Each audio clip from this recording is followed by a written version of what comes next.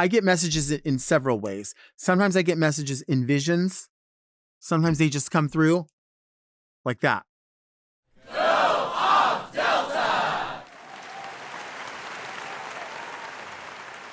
Hey, thanks so much for taking my question.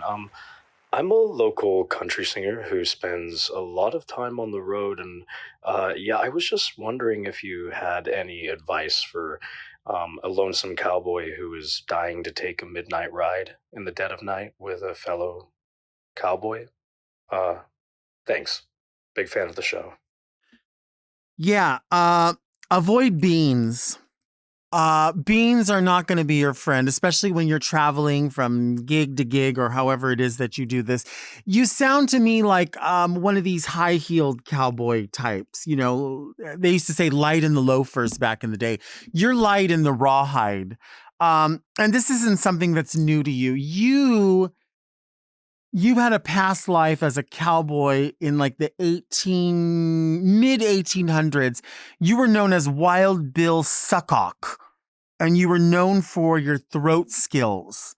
And I want you to know when you're traveling these back roads, I don't want you to abuse your throat, because as a singer and as somebody who's known for their throat skills, that's going to be a problem for you. Now, I say to avoid the beans because the beans create a gassy problem. Your problem is going to be in your abdomen. I would have that checked out if I was you. And see, it's going to be a messy, they call it a deal. It's going to be a mess for one of these cowboys. And I don't want you to run into any sort of problem like that when you're traveling place to place. You can't stay as fresh as you want to. Also, I don't know if this means anything to you, but your father is not your father. And, but that's okay. It's okay. He loved you, but see, you'll end up finding a daddy in these back roads. No beans, get your abdomen checked, and also don't abuse that throat. You'll find your real daddy. Maybe not your real father, but you will find your real daddy in these back roads.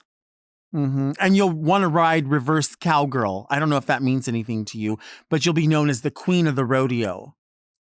Yeah. Hello, my name is Alinda Thunderstruck. I am a mild-mannered female impersonator by night, and by day I am a producer at a very well-known legacy media company. But I was wondering, I believe that I have been receiving messages from another world, from beyond our galaxy. I have fillings in my teeth, and I think that they have been picking up, receiving transmissions. They sound kind of like this. I don't know if I can do it justice, but it sounds kind of like this. Do you want to ride in my Mercedes, boy? Tell me what you want to do. It sounds something like that. What do you think it means? Erlinda, they're I don't know how to say this. I'm not trying to hurt your feelings. Okay. They're not always trying to make a connection because they see something special in you. Sometimes it's see, you're another one of these ones that was you were accused of being a witch. You weren't burned at the stake, but you were accused of being a witch. And it's for the same reason that they visit you now. See, they've always been here.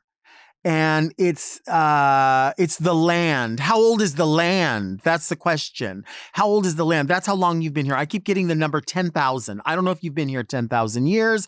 I don't know if you would pay somebody $10,000 to do what it is that you need them to do. I don't know if it's 10,000 steps you need to take. Whatever it is, 10,000 is the number. Now they're visiting you, and that sound that you're hearing through the teeth is an ancient sound. What it is they're attracted to you. They're attracted to your very shrill nature. You're like a harpy. The harpy is what used to lure the sailors in, right? And it's a folklore to many people, but it's real. They're very ancient as well. You have been a harpy in your life. You've been accused of being a witch. You are now, well, you'll always be an entertainer and you're a singer. They're attracted to this shrill nature that you have. And what they want to know more than anything is how all of this works here. The radioactivity, the land, honey, it's the land that they're concerned about. And they want to know your connection to the land. How is it that you're able to sing the way that you're able to sing and not shatter the windows out of a building? They want to know how that's even possible. And it's something that you're able to do. That's why you're able to interpret them and other people cannot hear them, but you can hear them. It's the same way that they can hear you and understand you in a different way. They don't see you for your art. I know you'd like for them to appreciate your art. They are hearing you for your actual frequency. It's a frequency that's going through your teeth. And you're feeling it. Honey, it's the land. They're connected to you by the land. I would have that checked out. I would have wherever it is that you live checked out because that's what's going through your teeth. It could be in the water supply. It could be, I don't know if you've had dental work done or not. I don't know you in that way, but I think this is something that's been around you for a very long time. When we talk about the veil that connects, there's also parts of us that gets, they call it a digital footprint. There's also a footprint that's in the actual earth. And you've walked this walk and talked this talk before, and they're connected to that. They can hear it. You, I believe, are actually the descendant of a place called Glamtron. They'll discover it. I predicted COVID. And I predict that they will discover a Glamtron very, very soon. Yeah. Hey, Delta. I have a question about my grandmother who sadly passed. When she passed, she was very confused and she just demanded white wine and cucumbers and to be alone in her room every Friday night. And we kind of giggled about it and, it was kind of funny. But now that I'm a grown adult, I have an irrational fear of cucumbers. And I find myself not wanting to eat them, but I find myself wanting to spend my Friday nights just home alone with a cucumber, but not to eat it. And I'm wondering what you feel my grandmother is trying to communicate to me, if anything, and how to move forward, because I did like to enjoy cucumbers and I have not been able to. It's just kind of like a PTSD situation from cucumbers. So thank you. Let me know if you have any thoughts. George and Hazel Pinkering. Fingering. Fingering. Okay, so your grandmother lost contact with George. George was someone she was in love with. And listen, this is maybe too much, but I feel like you asked this question because you want the answer. George was hung like a horse, and the cucumber reminded her of George, and he was a bad boy. He was, he was hung like a horse, but he loved his bourbon. There's something about his hands smelled though. His hand, he worked with his hands. He fingering. He did something with fingering. And so that's something that stayed with your grandmother. And she always looked for him. He died. He was in water. He died in water. It was a slip and fall. He was drunk, a lot of drinking, a lot of rebel rousing. Something about I get 37. The number 37 comes around, and I think there's at least 37 people around you. And I also see a blanket. Did your grandmother, I think she left a blanket for you. I want to say she was knitting the blanket. She definitely made it herself, but I think she was actually crocheting it because I only see one needle, and that's crocheting. That's how crocheting is done. Fiber art, they call it. Fiber art. She left a blanket for you, and she knows, and those 37 people also watch as you get your rocks off on that blanket.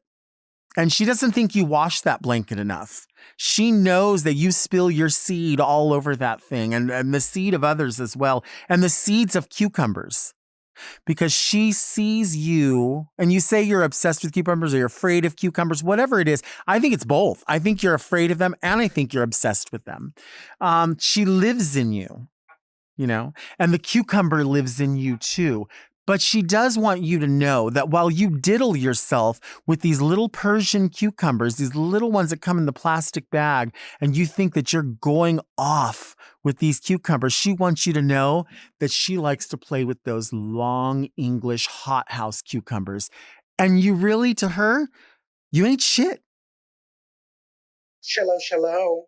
Hi, I'm desperately bitter watching from home, and I had a question. Oh my God, it is getting very scary out there right now in Chimerica with all these monsters, all these demons, all these creatures running around, honey, trying to scare us. Let me tell you, I've been noticing that the demon of obesity is haunting me. Everywhere I go, I see it. It's in the corners, it's in the wall. When I'm getting pounded by trade, it's sitting there watching me. And I'm getting very scared because I feel like this demon wants to possess me. And if it gets a hold of me completely, baby, it's over. I'm going to be out. And baby, I will die. Do you have any advice on how I can exorcise the demon of obesity? I am a woman desperately bitter watching from home. Yeah, your problem is that you're not exercising at all. So I don't know. You want to have this demon exorcised. Exorcise. None of that's going to be your friend. If I was you, I would have your thyroid checked. See, when people see a creature like you, they can't tell if you're a man or a woman. And I don't know if you've made that decision for yourself either. Because, we're living in different times. People can decide the things like that for themselves. So decide for yourself. And then maybe you will feel a little less fearful. Because, see, you were known in several lifetimes as a maize goddess, not maize, M-A-Z-E, M-A-I-Z-E, maize, corn. Your people were the Olmec people of what is now, Mexico, Central America. And those are people known for big hips, big breasts. These are, fruitful women. And I think that's who you are. You were then, you are now. And it's just difficult in this new world, especially when you have a thyroid problem. See, your thyroid, men have an Adam's apple. And I don't know where your Adam's apple is. I can tell by listening to you that you don't have a dark neck. See, a lot of people have the dark neck problem, diabetes. That's not your problem. Your problem is endocrine. You need to have your endocrine checked. And I know that you have an Adam's apple, whether you can see it or not. That's an obesity. That you talk about that. You know this, right? You know that you are obese. And I'm getting obese as well. The maize goddess is sending me a message that about obesity, creature, beast, obesity. It all fits hand in hand. But I want you to not be afraid to get your thyroid checked. It's not gonna be anything bad, but it's going to be something that's really going to haunt you for a long time until you figure out what your gender is. Do you know what your gender is? And it's just not something you're admitting to. You mentioned trade. You mentioned getting plowed.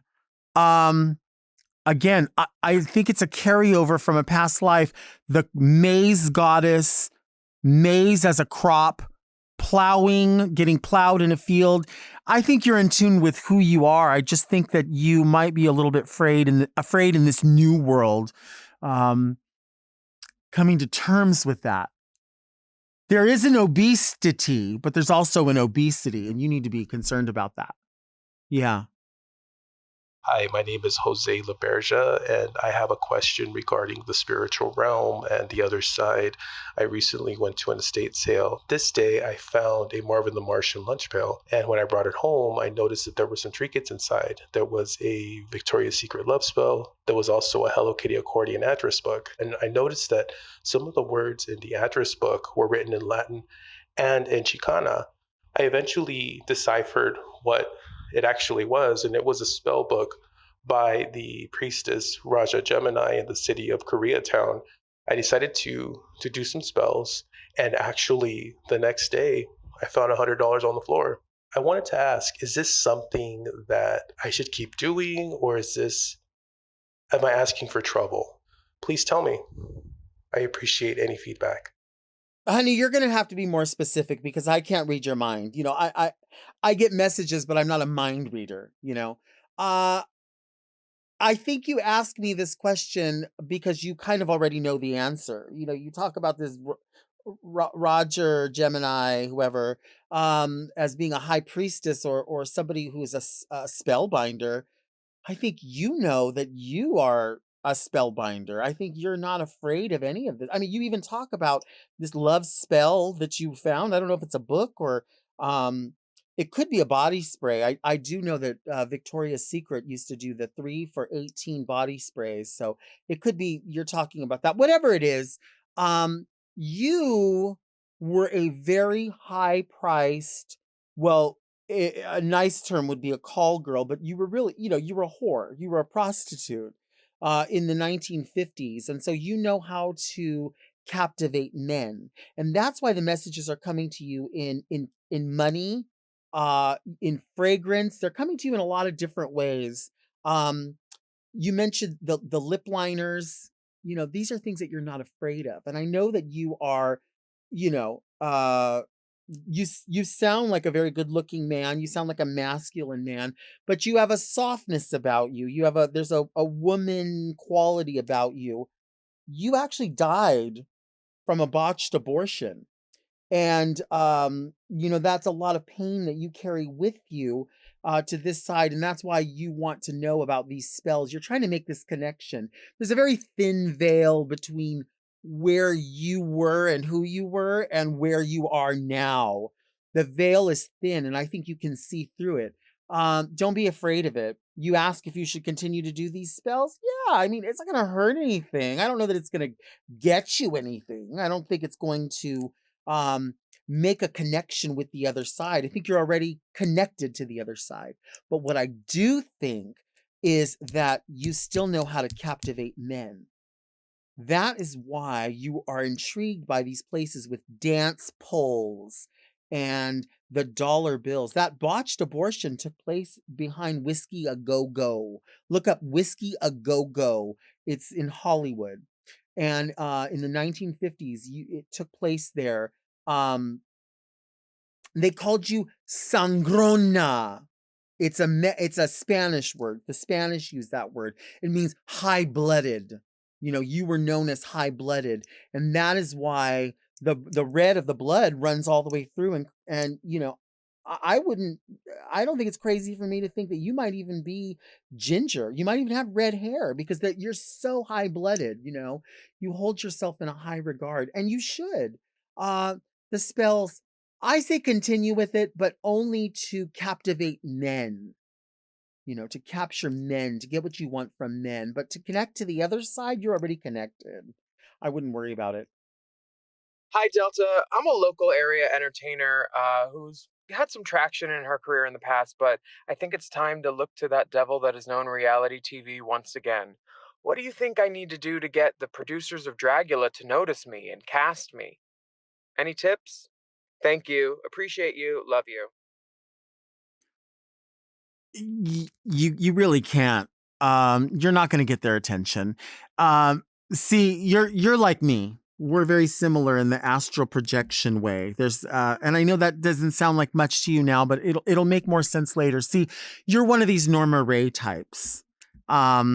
You speak for the underdog, and that's something that you don't really have a choice about. You were burned as a witch several times, and a lot of people see you as a witch. They see you as a problem. They love to befriend you. You know, you're a good friend. I know you are.